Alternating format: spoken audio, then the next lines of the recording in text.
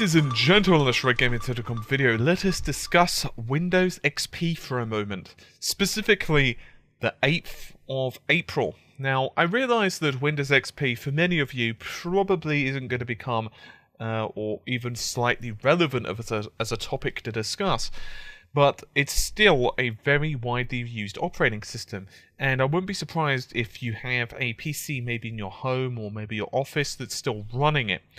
Well, on the 8th of April, the support for the now 12-year-old operating system is going to come to an end.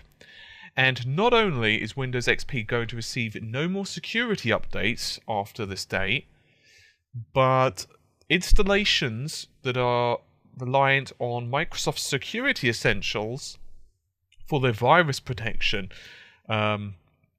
well, that's also going to be going bye-bye, because Microsoft are no longer going to be supporting the Windows XP version. So, there's a couple of ways you can accept this. The first is that it's definitely Microsoft saying, you know what, sorry guys, you've got to move on to a newer operating system now. You've got to move on to Windows 8.1 or Windows 7, but probably they'd prefer you to move on to 8.1, because obviously we know that it's certainly got a long time of product support remaining. Of course, if you're not that bothered particularly about using a Microsoft product, there are other free antivirus solutions out there, such as Avast or AVG and so on, which are very powerful and can do the job. So that's fine. But you still have between 20 and 30% of internet users who are using Windows XP.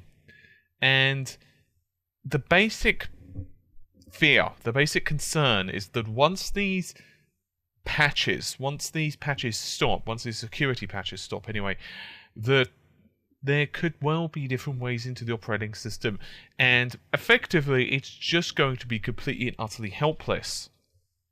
So things such as malware and other exploits could well become quite a concern, particularly when you consider that a lot of businesses still use Windows XP. Why? Because for a lot of businesses who are just using things such as basic office applications, email, or maybe very basic bespoke applications, particularly databases and stuff like that, you know, they're just running the front-end GUI. You don't really need a shiny operating system. You don't really need Windows 7. You just need a basic OS. The problem is, now that's no longer really the case. So, for a lot of those guys and girls, they're going to have to most likely consider upgrading. But let's look at it from a different perspective. Realistically, how long can Microsoft continue to offer support for an operating system that's, well, now 12 years old? And this is a really big problem with the tech industry right now. This is another issue that I have with games and always online services and that type of thing. And obviously that's very different from an operating system perspective, but here's the basic gist of it. You're selling a product. How long are you going to support that product, right? It's like, you know, if you buy a game, how long do you expect that game's servers to be still running? Because let's say you really love a game. Let's say you buy a game and you absolutely love the damn thing. You don't like the sequels, and, you know, you like the first one, it was alright. You don't mind the first sequel, it's alright. The second sequel was also okay, but you really like the first one. How long can you really expect the companies to still be supporting that game with, you know, balanced patches maybe, or server support and so on? Because let's just be honest, it doesn't matter how much a game's patched. Eventually, most likely there's going to be ways to break the balance of the game, simply because people learn it so well. It's the same kind of issue with the operating system.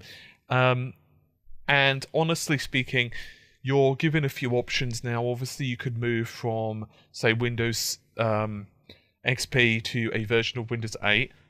So the basic way to do this, which you would need to download and run Microsoft's Windows 8 Upgrade Assistant. And when you do that, it'll go through the system, ensure that your system is hardware compatible. In other words, does it have enough memory? Will it run sufficiently?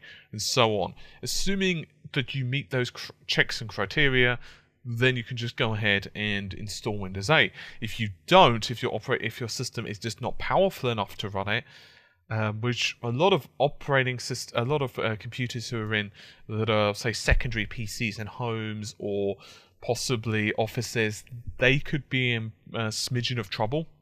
Predominantly, and most likely, just not enough RAM, not enough CPU power, whatever. Then the only real option there, well, you've got a couple. One, you could run another version of Windows on the, say, for example, Windows 7, assuming that you meet those criteria, but you most likely won't.